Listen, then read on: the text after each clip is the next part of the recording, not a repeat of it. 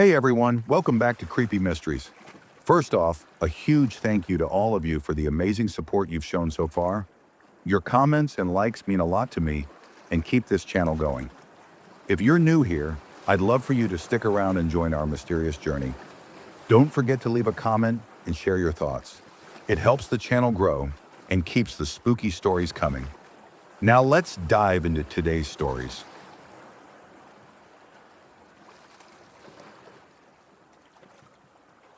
I had always been the type to go off the beaten path when hiking. My friends would stick to the popular trails, those well-trodden routes, covered in gravel and often crowded with tourists.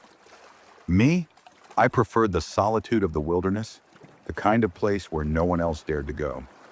I liked the idea of exploring the unknown, and that was exactly what led me to a remote trail I found on a hiking forum one night. It was a place called Hollow Creek Trail, deep in the Appalachian Mountains. A spot that supposedly offered no GPS signal, no cell service, and no signs of civilization for miles. Perfect.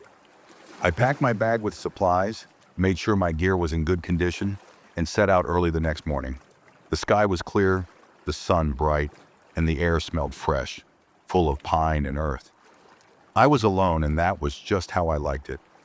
As I drove further out of town and into the woods, the roads grew narrower and the trees denser. Soon I arrived at a small, secluded parking area, just enough space for a few cars and no one else in sight.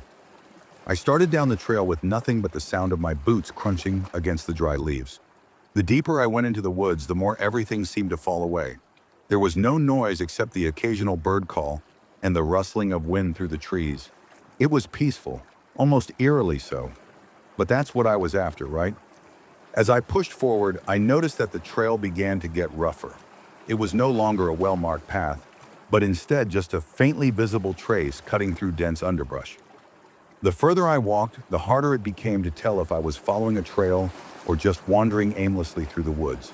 But that was part of the allure for me, the uncertainty, the challenge. Around midday, I decided to take a break. I found a rock to sit on and pulled out some water and snacks. As I rested, I noticed something strange.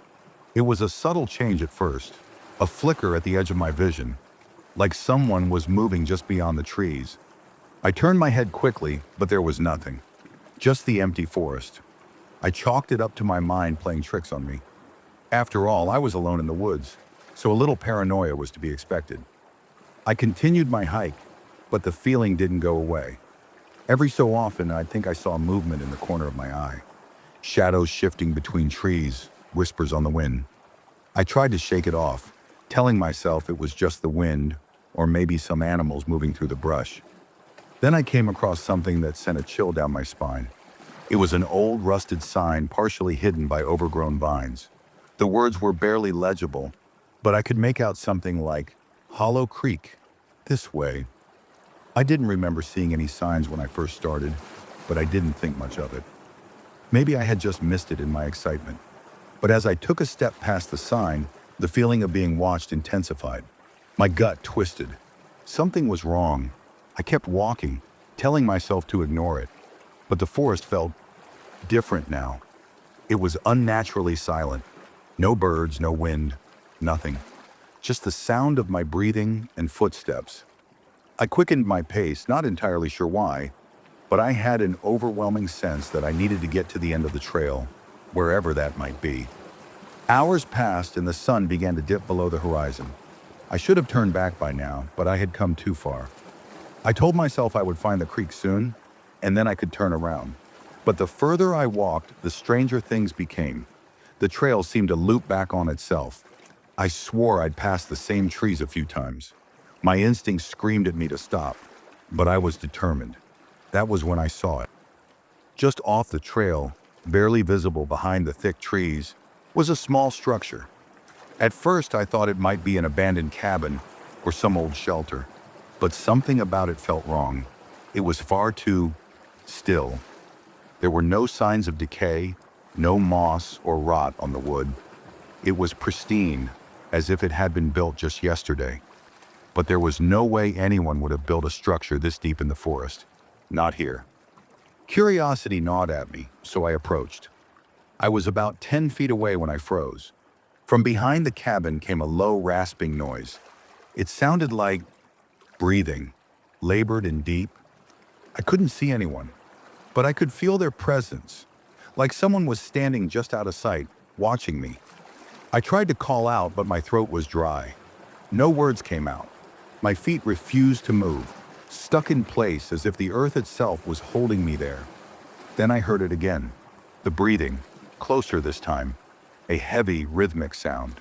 I felt the air grow colder, and I knew, without a shadow of a doubt, that I was not alone.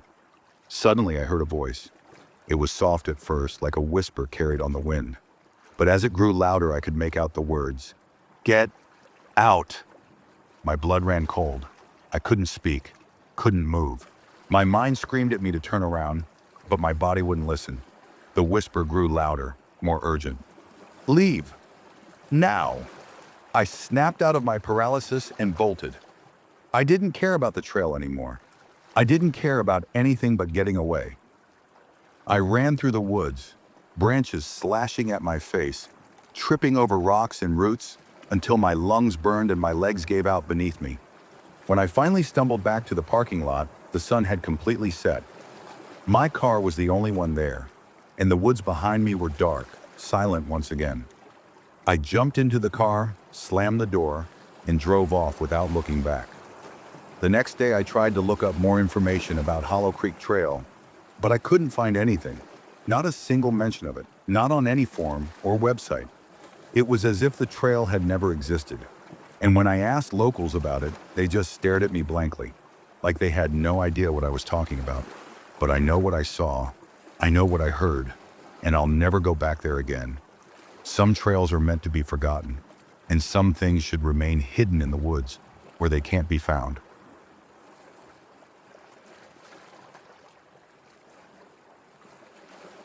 I work as a night security guard at an old abandoned hospital on the outskirts of town. The place shut down about 10 years ago after funding dried up, and now it just sits there, waiting to be torn down or repurposed. My job is simple: patrol the halls, check the doors, and make sure no one sneaks in to vandalize the place. It's an easy gig. Boring, mostly. There's no electricity, so I rely on a flashlight and a few battery-powered security cameras set up in key areas. The silence is the worst part. At night, the whole building is just still, empty. Sometimes I hear the wind howling through broken windows or the distant scurrying of rats, but that's about it. At least that's how it was for the first few weeks. Then I started hearing the sound. It was a whisper at first, faint, almost like a trick of the mind. A distant voice coming through the hospital's old intercom system. The thing hadn't worked in years, but some nights while making my rounds, I'd hear static crackle through the speakers, followed by what sounded like someone saying my name. The first time, I thought I imagined it. I stood frozen in the middle of the hallway, staring up at the nearest speaker, waiting for it to happen again. But the static faded, and the building fell silent. I told myself it was nothing, maybe some old electrical interference. But as the nights went on, it kept happening. The whisper got clearer, stronger. Then it started responding to me. It knows my name. One night around 2 a.m., I was patrolling the third floor when I heard it again. Static, then a soft, almost mechanical sounding voice. "Daniel? Daniel? Can you hear me?" I stopped dead in my tracks. I hadn't told anyone my name that night. I hadn't talked to a single person. I pulled out my walkie-talkie and radioed my supervisor, Mark, who was stationed in a small trailer outside the building. "Hey, Mark, the intercom system just turned on. Did you hear that?" There was a long pause before he answered. "What intercom system?" I swallowed hard. "The one inside. Someone just said my name over it." Static. Then Mark's voice, calm but firm. "There's no power in that building, Daniel." I didn't finish my shift that night. I told Mark I felt sick and left early. The next night, when I came back, he told me he checked the old intercom system. There weren't even wires connected to it anymore. But that didn't stop it from speaking to me. The voices get louder. Over the next few weeks, the voice changed. It wasn't just whispering my name anymore. It was talking. Sometimes it would repeat things I had said earlier in the night, like a recording. Other times, it asked me questions. Why are you here, Daniel? Are you alone, Daniel? Do you want to see me? I never answered. I never spoke back. But I kept working because honestly, I needed the money. Then one night it did something new. I was in the basement checking the old boiler room when I heard footsteps above me. Slow, deliberate, heavy. They echoed down through the ceiling, right above where I stood, the third floor. I froze. The building was supposed to be empty. I radioed Mark again. Hey, do the cameras show anyone on the third floor? Checking now. No, nothing. The footsteps continued. They moved down the hallway toward the east wing. Then through the intercom, I heard it. I see you, Daniel. I spun around, shining my flashlight wildly. The basement was empty, but the voice, it sounded closer now. I ran. The hospital speaks. That was the first night I seriously considered quitting, but again, money kept me coming back. Then one night, I decided to record the intercom sounds.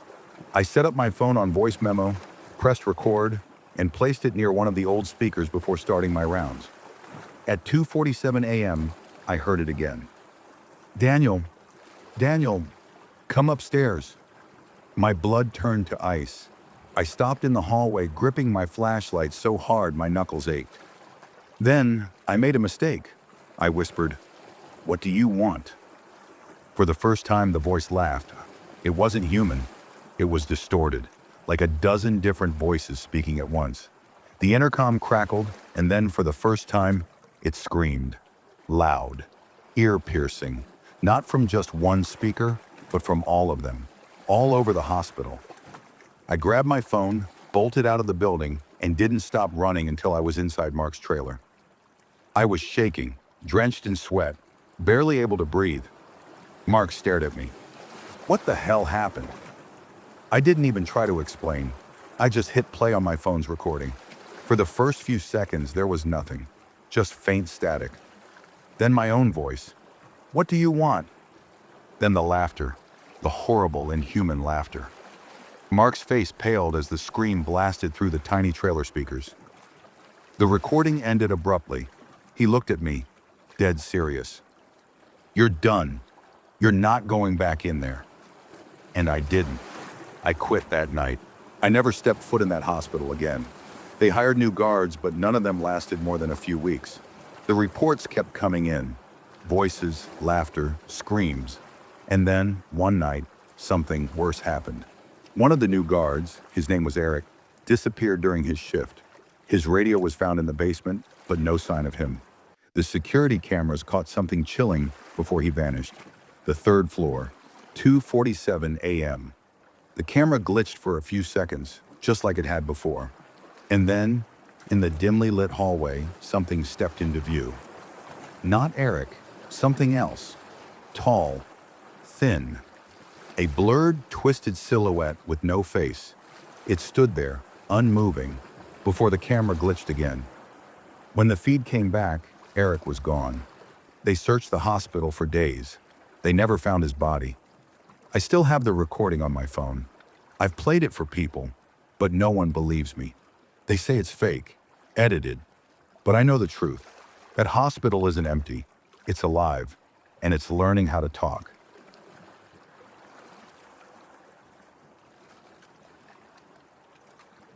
I'm a long-haul truck driver, and I've seen my fair share of weird things on the road.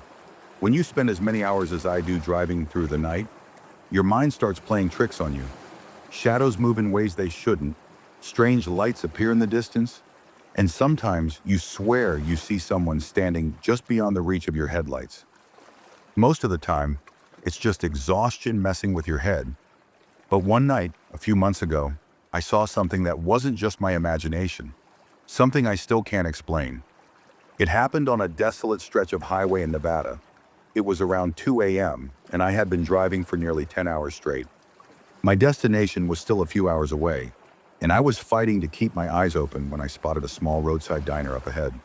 It was one of those old-school, neon-lit diners that looked like it hadn't been updated since the 80s. The open 24 hours sign buzzed weakly in the night, and a couple of trucks were parked outside. Figuring I could use a break, I pulled in. The second I stepped inside, something felt off. The place was nearly empty. Just one waitress behind the counter and a single customer sitting in the far booth. A woman dressed in a long, dark coat. Her back was to me, and she was staring down at a cup of coffee, not touching it. I took a seat at the counter, ordered a coffee, and tried to shake the uneasy feeling creeping up my spine. The diner was too quiet. No music, no TV playing in the background. Just the faint hum of the refrigerator and the soft clinking of the waitress washing dishes. After a minute, the woman in the booth spoke. "You shouldn't drive past mile marker 237 before dawn." Her voice was low, almost mechanical. I turned to look at her, but she didn't move. She just sat there staring into her coffee. I forced a chuckle. "What's that supposed to mean?" She didn't answer. I looked at the waitress, expecting her to react, but she just kept drying a glass like she hadn't heard a thing. The uneasy feeling in my chest grew. After a long silence, the woman finally spoke again. "Don't stop, no matter what you see." A chill ran down my spine. I wasn't sure if she was messing with me or if she was just some kind of drifter who had spent too much time alone. Either way, I wasn't in the mood for cryptic warnings. I downed my coffee, left some cash on the counter, and headed for the door. As I stepped outside, I glanced back at the window. The woman was still sitting there, completely still, but now she was staring directly at me. Her face was pale, almost colorless. I got back in my truck and pulled out of the diner, shaking my head. Just some weird local, I told myself. I'd forget about her by the time I hit the next town. But I didn't, because 2 hours later, I saw the sign for mile marker 237. I had almost forgotten about the woman's warning when I spotted the reflective green sign up ahead, 237. I gripped the steering wheel a little tighter. It was just a coincidence. Just some crazy woman messing with me. Then I saw it, a figure standing on the side of the road. It was barely visible in the dark, but as I got closer, my headlights illuminated it. A man. He was tall and thin, wearing dark, tattered clothes. His head was tilted slightly like he was listening to something. He wasn't moving, just standing there, inches from the edge of the highway. As I sped past him, I caught a glimpse of his face, or rather, his lack of one. Where his face should have been, there was nothing. No eyes, no mouth. Just smooth, pale skin stretching over his skull. A cold wave of terror washed over me, and every instinct screamed at me to keep driving. But then, my headlights caught something else. Another figure standing further down the road. Identical to the first, and then another, and another. Lining the highway motionless, all of them facing the road. I pressed the gas pedal harder, my hands slick with sweat. The woman's warning echoed in my head. Don't stop, no matter what you see. Then I saw the last figure. This one was standing in the middle of the road. I had no time to think. I swerved violently, barely missing him. My tires screeched, and for a second, I thought I was going to lose control. But I managed to straighten out, my heart slamming against my ribs. I looked in my rearview mirror. The road behind me was empty. No figures, no shadows, nothing. I drove straight through until dawn, not stopping once. When the sun finally started rising, I pulled into a rest stop and sat there for a long time, hands shaking on the wheel. I didn't sleep, I didn't eat. I just sat there, trying to convince myself I hadn't lost my mind. Later that morning, I found another trucker and asked if he'd ever heard of anything strange happening near mile marker 237. He frowned. "You mean where the old accident happened?" My stomach dropped. "What accident?" He leaned against his truck and sighed. "Few years back, some guy fell asleep at the wheel. His truck went off the road and flipped. Killed instantly." A cold shiver ran through me. "When was this?" He thought for a moment. "I don't know. Must have been 3, 4 years ago." The uneasy feeling in my chest twisted into something worse. The woman at the diner, the one who warned me. She looked like she hadn't aged in years, like she had been waiting there, waiting for someone to listen. I haven't taken that route since, but every now and then, late at night, when the road is empty and the hum of my truck is the only sound, I find myself checking the side of the highway, looking for the figures and praying I never see them again. And that wraps up today's story. I really hope it resonated with you or gave you something to think about. Stories like these are what keep me passionate about creating, and your support makes it all worthwhile. If you've got any thoughts, opinions, or even your own experiences to share, don't hold back. Drop them in the comments. I'd love to start a conversation and hear from you. And if you enjoyed this video and want to see more content like this, make sure you stick around. I've got plenty more coming that I think you'll love. Thanks so much for watching, for being here, and for supporting this journey. I'll see you in the next one. Take care.